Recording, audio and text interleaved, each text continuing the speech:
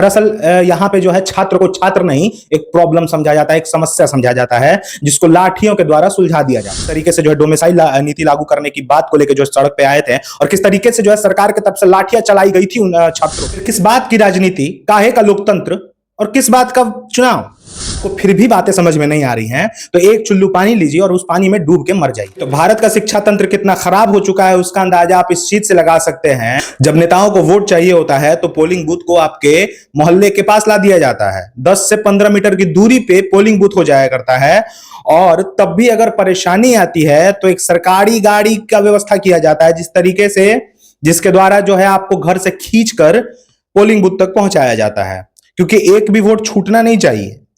वाह अरे सरकार वाह, कितनी, इससे पता चलता है कि सरकार कितनी संवेदनशील है अपने जनता को लेके। लेकिन जैसे ही बात जनता के हित की आती है, पढ़ाई की आती है, वही सरकार गूंगी हो जाती है, अंधी हो जाती है, बहरी हो जाती है। एसएससी जैसे एग्जाम्स को लेके छात्रों के सेंटर को 500 से 800 किलोमीटर दूर तय किया जाता है और वहां पे जाने के लिए कोई भी सरकार की तरफ से व्यवस्था नहीं की जाती है। ना किसी बस की व्यवस्था होती है, ना ही एक स्पेशल ट्रेन खोली जाती है जिससे छात्र जो हैं अपने एग्जाम सेंटर तक तय टाइम तक पहुंच सके बिना किसी परेशानी के। सरकार का कहना होता है कि बेटा पहुंच सको तो पहुंच जाओ, अगर पहुंच जाए तो ठीक ही, अगर नहीं पहुंचे तो अपने किस्मत को दोष देना, पूरे साल बैठ के अपने किस्मत को दोष देना। चलिए अगर किसी तरह आप पहुंच भी जाते हैं तो इसकी कोई गारंटी नहीं है कि वहां पे एग्जाम लिया जाएगा या नहीं।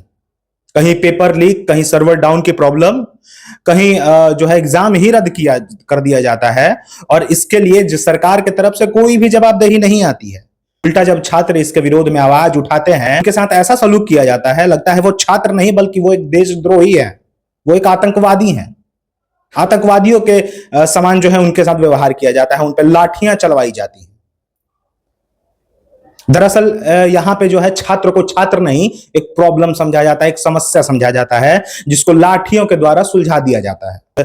अभी जैसे आपने देखा बिहार में हुआ था, किस तरीके से जो है बीएड के स्टूडेंट स्टेट के परीक्षा को लेके और किस तरीके से जो है डोमिसाइल नीति लागू करने की बात को लेके जो सड़क पे आए थे और किस तरीके से जो है सरकार की तरफ से लाठियां चलाई गई थी उन छात्रों पे। आप खुद सोच कर देखिए ना यहाँ पे छात्र खुश हैं, ना शिक्षक खुश हैं, ना कर्मचारी खुश हैं और ना ही आम इंसान खुश है सरकार से। फिर किस बात की राजनीति, काहे का लोकतंत्र और किस बात का चुनाव। अगर आपको फिर भी बातें समझ में नहीं आ रही हैं तो एक चुल्लू पानी लीजिए और उस पानी में डूब के मर जाइए। फिलहाल मैं रवि सिंह लेता हूं आपसे इजाजत। देखते रहिए भोजपुर जागरण। जय हिंद, जय भारत।